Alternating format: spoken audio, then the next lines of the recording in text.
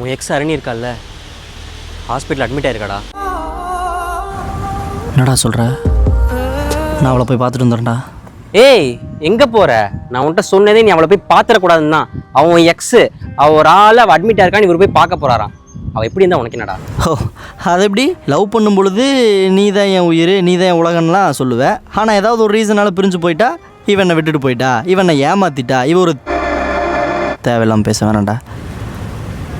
உண்மையான லவ்ன்றது நீ கூட இருக்கிறப்ப இல்லைடா, அவள் போனதுக்கப்புறமும் நீ எப்படி நடந்துக்கிறன்றதை பொறுத்தாண்டா இருக்குது.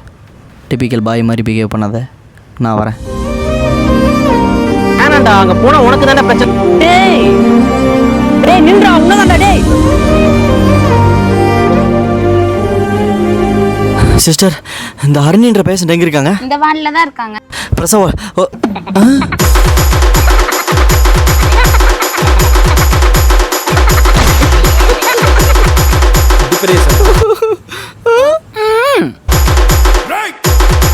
என்ன டிபிக்கல் பாய், எக்ஸ் நல்லா இருக்காங்களா?